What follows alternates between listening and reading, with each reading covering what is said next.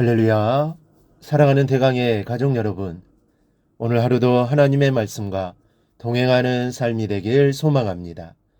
오늘 함께 나눌 하나님의 말씀은 로마서 12장 3절 말씀입니다. 내게 주신 은혜로 말미암아 너희 각 사람에게 말하노니 마땅히 생각할 그 이상의 생각을 품지 말고 오직 하나님께서 각 사람에게 나누어 주신 믿음의 분량대로 지혜롭게 생각하라. 아멘. 이 게딱지만한 오두막에 살면서 이 고래등 같은 기와집을 꿈꾸며 사는 사람이 있었습니다.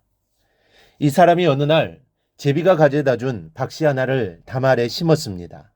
그리고 이 박씨가 자라나 지붕 위에 박 하나가 열렸는데 이 박이 점점 커져서 함지막만 해지더니 어느새 이 바위처럼 커갔습니다. 처음에는 좋아하던 주인도 이제는 겁을 먹기 시작합니다. 오두막집이 짓눌려 내려앉을 기세였습니다.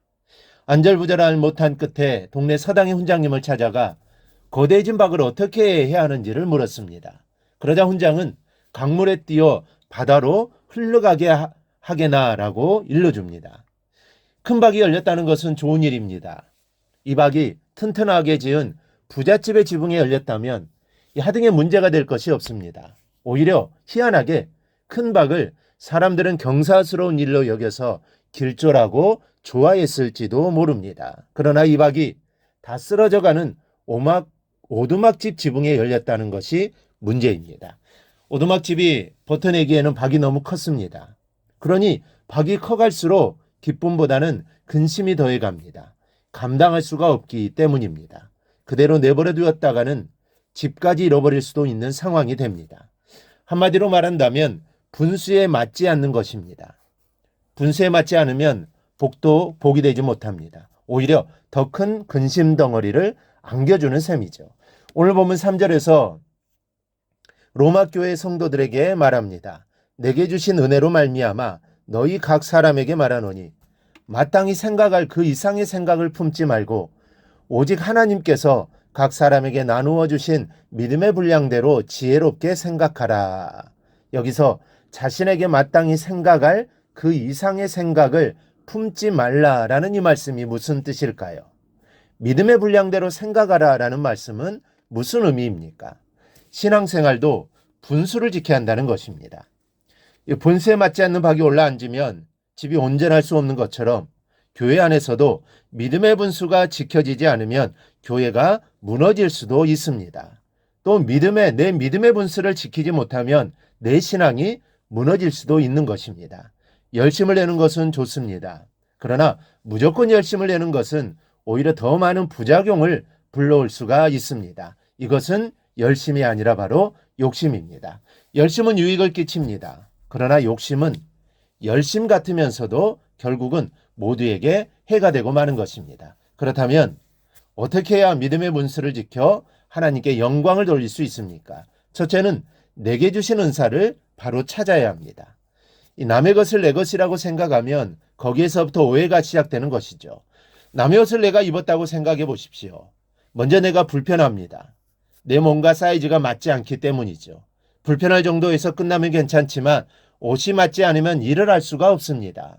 하나님께서 맡겨주신 사역도 마찬가지입니다. 내게 주신 은사도 아니고 사명도 아닌 것을 내 것이라고 생각해버리면 그 일을 하면서도 참 어렵습니다. 여러 가지로 불편합니다. 불편할 정도에서 끝나면 다행이지만 심하면 하나님의 일이 성사되지를 않습니다. 게다가 그 일을 하면서 다른 성도들과 부딪히게 되면서 서로 어려워집니다. 총체적으로 어려워지는 상황이 되고 맙니다. 그러니 내게 주신 은사를 깊은 기도 중에 바르게 찾는 일은 참 중요합니다. 그것을 바로 찾아야만 믿음의 분수를 지킬 수 있는 것입니다. 그리고 그 일에 충성할 때 하나님의 일을 이룰 수 있게 되는 것입니다. 둘째로는 지혜롭게 생각해야 합니다. 여기서 지혜롭다라는 말은 헬라어로 소프로네인이라는 단어를 사용한데 그 뜻은 건전하며 겸손하게라는 뜻입니다. 자신이 받은 은사를 건전하며 겸손하게 사용해야 한다는 뜻이죠. 건전하게 사용한다는 뜻은 내게 받은 내 은사라고 내 마음대로 사용하는 것이 아니라 하나님이 주셨으니 하나님의 뜻에 따라 사용하는 것이 건전하게 사용하는 뜻입니다. 은사의 목적은 그리스도의 몸된 교회를 세우도록 하기 위함입니다. 바울은 에베소에서 이렇게 말합니다. 이는 성도를 온전하게 하며 봉사의 일을 하게 하며 그리스도의 몸을 세우려 하심이라. 우리는 이 말씀을 다시 한번 자세히 살펴봐야 할 필요가 있습니다. 왜냐하면 하나님의 선물로 받은 은사를 성도들이 용도를 모르고 마구 잘못 사용할 때가 있기 때문입니다.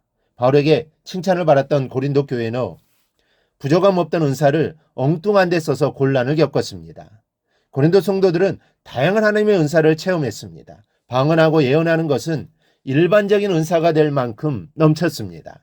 아니, 에베의 질서마저도 무너질 위기에 처할 만큼 많은 은사가 있었다고 하는 것이 옳습니다.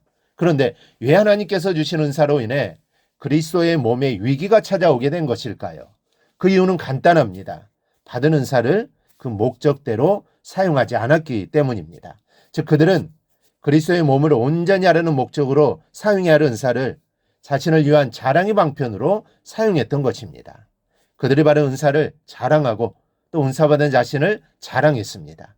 즉 은사를 자신의 우월성을 뽐내는 도구로 사용한 것이죠. 이것이 화근이었습니다. 남을 위해서 그리스도의 몸을 위해서 사용해야 할 것을 자신을 위해 사용했으니 그것이 해가 되는 것은 당연합니다.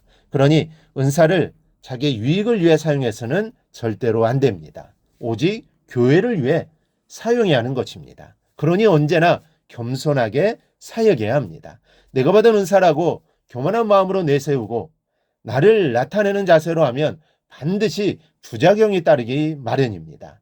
오늘 기도 중에 내게 주신 은사를 바르게 찾아 건전하게 겸손하게 사용하는 성도들이 되시기를 바랍니다. 그렇게 하면 바로 그곳에서 하나님의 역사가 능력 있게 나타날 것입니다. 이러한 능력을 체험하는 우리 모든 성도들이 되기를 주님의 이름으로 축원합니다. 오늘 묵상한 말씀을 굳게 잡고 삶으로 실천하며 살아내는 대강의 모든 성도들이 되기를 축복합니다.